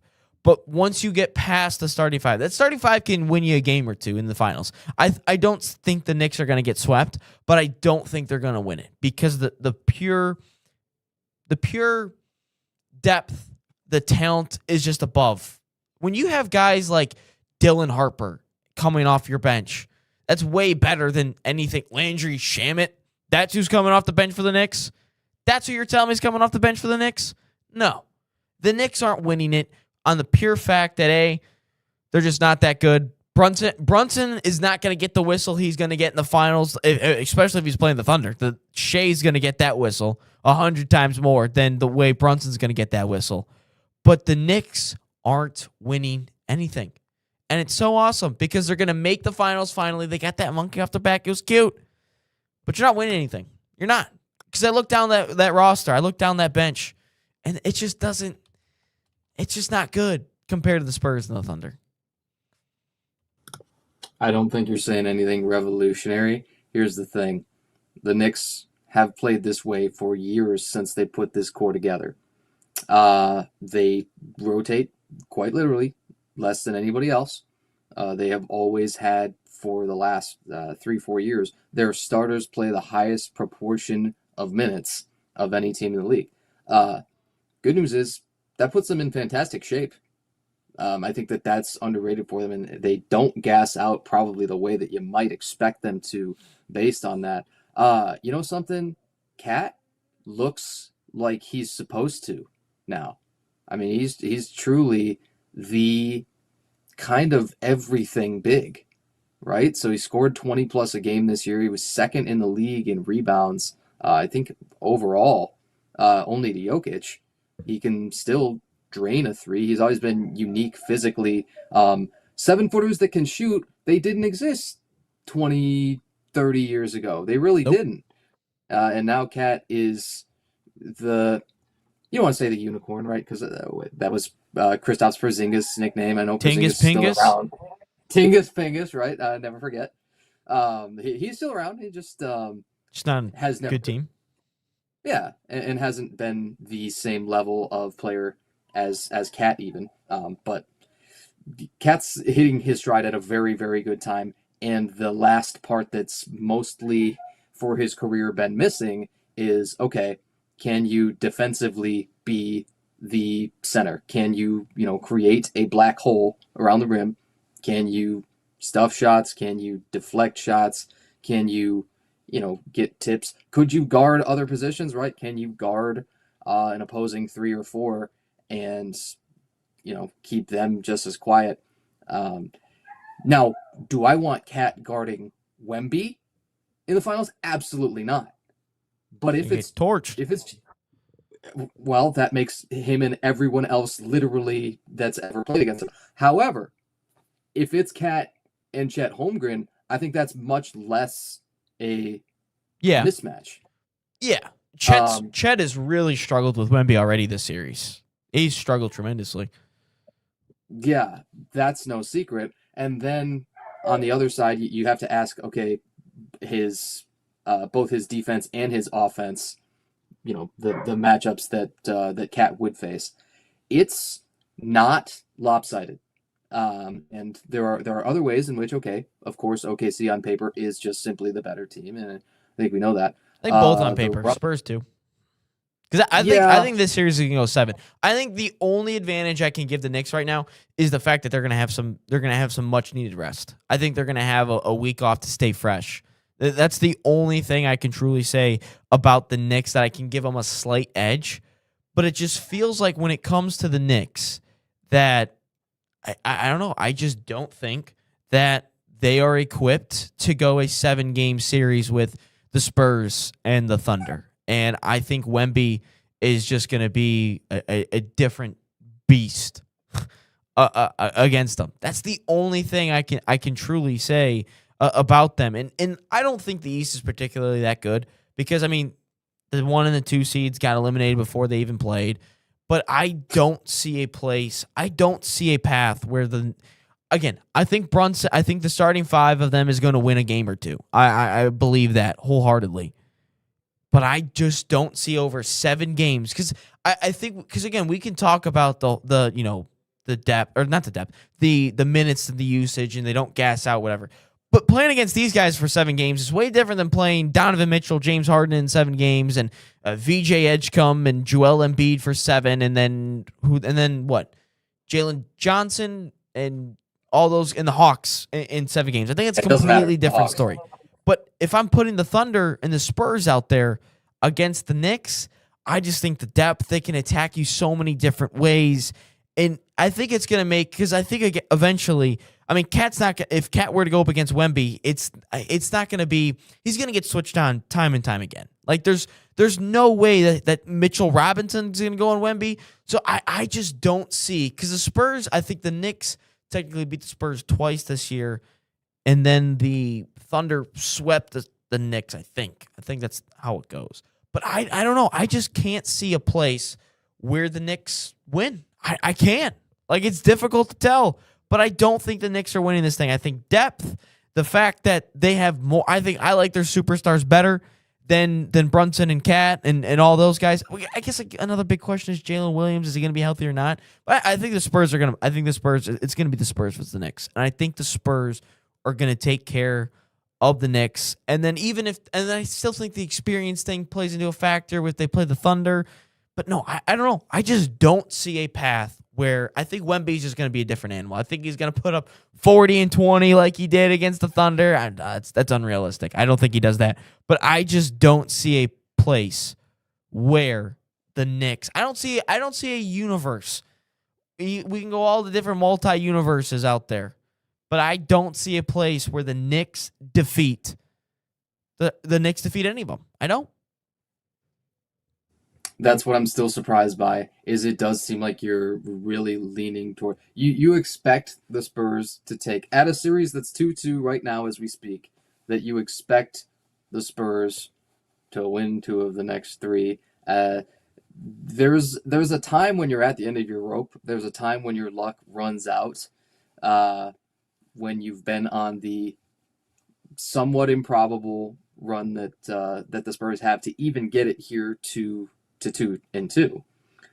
I mean, They just blew out. They just blew out the Thunder. So that's why. And the fact is, I don't know if Yeah. Jalen Williams is going to play because he's such an unbelievable defender. And then plus Hartenstein has struggled with Wemby. Chet has struggled with Wemby. Barring injury, I think the Spurs will take the series in 7. I think barring injury, I think the Spurs will take this series in 7. I just don't see a way where the Knicks, or I just don't see, if Jalen Williams continues to not play, I still think the Spurs will win, and I think the Spurs will take care of the Knicks. That's, again, a lot of things have to get to that point. Obviously, the Spurs have to win the series, but I still believe that they're going to win the series. I think it's so tough to count out a team that's won 10 straight playoff games. Sure. And that it really matters when you get hot. And I think the Knicks have gotten hot again at the best possible time for them. And it coincides, of course, to a degree with still how Cat is going. Brunson is one of the most reliable, predictable, consistent players of this entire era so far. Brunson, will he be a Hall of Famer? Probably. It's NBA. They're weak. Their Hall of Fame is like the Hall of very good or good. I know. It's not elite. Talk to me in 10 years if he's still doing what he's doing right now, because he is always on the floor playing huge minutes and he is utterly reliable. But yes, of course, the star power is not the same on for the Knicks as it is on the other two. Man. Question coming in from a YouTube chat. Benito says, don't need these chopped cheese merchants sniffing a title. Yeah, no, I don't want there's certain teams that can't win championships. There's just certain teams that can't win championships, and the Knicks is one of them. Time winding down here. Let's get into question of the day real quick. Question of the day brought to you by Salt Athletic, an official sponsor of us here at the National Soccer Network. Use promo code NSN15 to save 15% off that number one smell-proof cleat bag that 100% works, or scan the QR code on your screen or visit saltathletics.com today. I figured I would throw in a baseball question today. Does Justin Verlander retire a Tiger or an Astro? Tiger. Next question. So, do you like no-hitters? I do. He did 2 of those. I like no-hitters too. He did but 2 you of got to those. put the rings. The rings matter. But he had 2 of those with the Tigers by the age of, I'm tempted to say the second one was 2011. The first one, I believe, was 2007, both against the Blue Jays. Do you like MVPs? Do you like because MVPs? He did that. Because he did that. And do you know who was the last pitcher to win, the last full-time pitcher? Again, Ohtani, forget, he doesn't count. Nothing about him ever makes sense. Yeah, he's different category. Different category. Yep. So who was the last full-time pure starting pitcher to win MVP in the American League? Derek Skubal. Skubal didn't win MVP. Oh, dang. Is it Skubal Verlander? had the back-to-back Cy Youngs. It is. It is Verlander. Okay. You haven't had guys win it since Verlander and Kershaw. Nobody's been, again, Tyler Holton got an MVP vote 2 years ago. What? It's hilarious. Just one. Hey, it still counts. It's more than 0. A single, and remember, you get 20 spots on your MVP, which you get the reverse order of points, right? So a 20th place vote is worth 1 point, and that's what Tyler Holton got. But yes, still no one counts. has won. Still more than 0. Agreed. No one else has won pitchers have not won MVP since Verlander and Kershaw. If you like the Cy Youngs, guess what? 2 of those, obviously, one coming in the MVP season, as you might expect. He is well up the franchise leaderboards for a franchise that debuted in 1906. In everything, in every single. But what about the rings? He's got rings. Looked. He's got championships with the Astros. That's the biggest goal, is winning a ring. And he's got 2 with the Astros. He's got 0 with the Tigers. He's been to the World Series twice, but he hasn't won a game with the Tigers. We got swept both times. Man, we have shellacked, might add. Shellacked in both World Series appearances. And frankly, is not, when you really look back at it, not remembered particularly fondly for postseason moments with Detroit. Kershaw had plenty of postseason struggles with the Dodgers too, and then happened to go out on back-to-back rings, and so it's really hard to complain from his side. But absolutely, unequivocally, with zero doubts in my mind, he must go in as a Tiger. I am certain that the player always makes that determination, right? I'm certain that that is a personal choice. He undeniably, too, has a further connection to Detroit. He feels more at home in Detroit. The Detroit fans, I think, are, because of the whole stretch that unfurled after Verlander left and kind of that entire core that went to the World Series with the Giants in 2011 or 2012. 2012, I think is when we made it. Yeah, and got positively swept, got embarrassed, right? With that team that should have won multiple World Series at that time. There's no denying that. It's another big what if. Absolutely. And then the team has, for many, many years after that, fell on hard times. And they once challenged in 2019 for the worst regular season of all time for a while. That team was 47 and 114. And fun fact, they only played 161 because they were rained out on the final day of the season. And that was... They would have lost anyway. They would have lost regardless. Right. They literally said, just let it go, guys. It doesn't matter because it was so unimpactful to standings. They endured absolute torture until literally 2024, pretty much from the time that Verlander left, right? Over a decade of just mostly pitiful play with a handful of bright spots sprinkled throughout. Cabrera had 2 more-ish productive years. Miguel Cabrera is my favorite ball player of all time, by the way. I will never not love him to death, and I think he's one of the greatest hitters that's ever lived.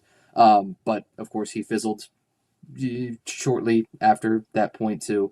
And there were just so many no-name full lineups, so many no-name full 26-man rosters that they ran out between then and when Verlander left, that I think he was literally one of the most impactful players of all time for a franchise that's been around since 1906. There is zero argument, in my opinion, that he would even consider going in with the Astros. I know his finest season did not result in the MVP, but it was the Cy Young with the Astros with the 1.8 ERA. It was one of the more dominant seasons of all time, and he was already pushing 40 at that point. But then the injuries happened, and they cropped up, and so he even fizzled out really in his time with Houston. And then the Mets, that technically happened. Technically, he played for the Mets. Same thing with Max Scherzer.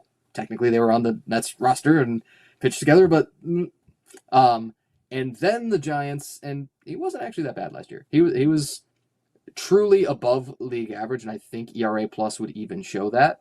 I have to look at that, but I think everything else besides the Tigers run and then the one incredibly amazing season to still win that Cy Young at 39 with the Astros is mostly a footnote to his career. The entire bulk of his career, everything that matters most, everything that he is most remembered for besides that 22 Cy Young is in Detroit.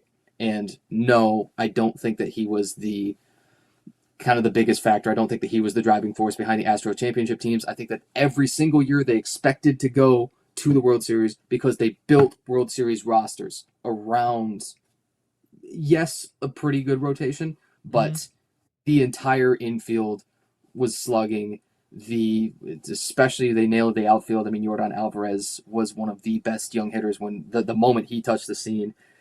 I cannot in any way say that there's a chance that he goes in as an Astro. I think this is automatic, and it was frankly automatic the moment that he left Detroit. He was already a Hall of Famer, I think, at that point. If he plays only the 13 years, then hangs it up at that point, I think he would get it in. He would get in the Hall of Fame on kind of the Koufax rule, right, with peak dominance, and then he hasn't hurt that resume. He hasn't added everything to it that he would like to, right? He's not at 4,000 innings, he's not at 4,000 strikeouts, but he has not hurt that resume because he did add a Cy Young and added a no-hitter as he got advanced in age. And changed his pitch mix up as everybody does, right? They rely less and less on the fastball as they get older, and they just throw not quite as hard, right? He's not going to probably throw 100 ever again. Doesn't matter. He's still Justin Verlander, and that means that he belongs in the Hall of Fame as a Tiger, and so that means, you got to retire with the Tigers. All righty then. Well, right on the buzzer there, Tanner. 11 o'clock. All right. So, and the mic drop. Anyway, Tanner, we really appreciate you here today on Inside the Game, episode 293. Any final words before we head out from you? Definitely looking forward to the World Cup. Would you say we got 16 or 17 days? Yeah, 17 days. Yeah. So, hey, go get your tickets now. I hear they're coming down a little bit. Yeah, they are becoming very cheap to watch the World Cup just because, hey, shout out the fans for waiting them out, I guess. Waiting them out to just get them lower. But now we got to start snatching them up as we are 17 days away from the World Cup. Obviously, a Champions League final this weekend for somebody here on the show. I finally can, after Saturday, I can finally stop stressing about sports because USA is not going to go far in the World Cup until college football season is really when I got to start stressing again. But anyway, that is Tanner White, episode 293 in the books. Nate Wangler will be rejoining us tomorrow from somewhere in the woods, wherever he is. But my name's Ryan Glinsky, Tanner White, and until next time, so long. We'll be